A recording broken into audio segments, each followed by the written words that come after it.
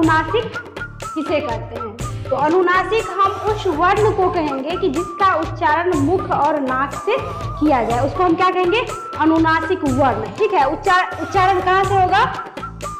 मुख और नाक से। जिसका उच्चारण हो उसको हम क्या कहेंगे? अनुनासिक वर्ण। अब उदाहरण के माध्यम से समझेंगे कि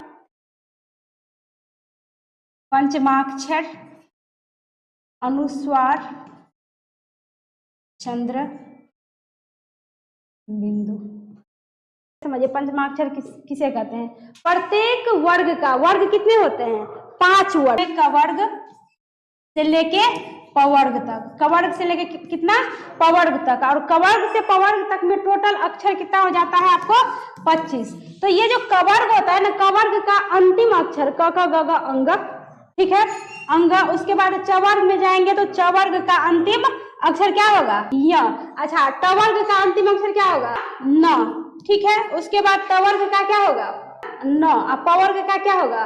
प फ ब भ म। यानी ये जो सारा आपको अक्षर है इसी को हम कहेंगे पंचमाक्षर। समझे?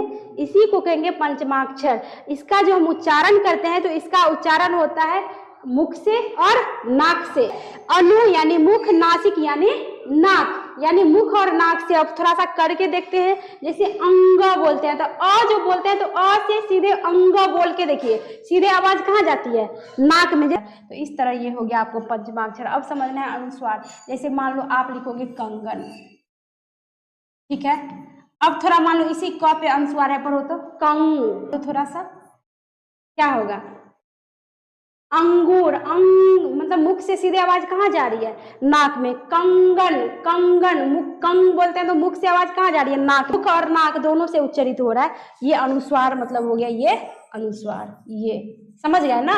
ये हो गया। अब बचा चंद्र बिंदु। तो जैसे मान लो आप लिखते हो आंगन, ठीक है, आंगन, इसी तरह लिखते हो ना।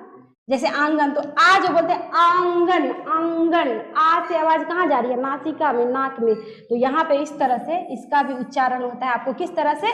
इस चंद्र बिंदु का भी उच्चारण किस तरह से होता है? मुख और नाक से। तो इस तरह से जिस वर्ण का उच्चारण मुख और नाक से होगा उसको कहेंगे अनुनासिक वर्ण। समझ गए ना कौन कौन सा वर्ण है?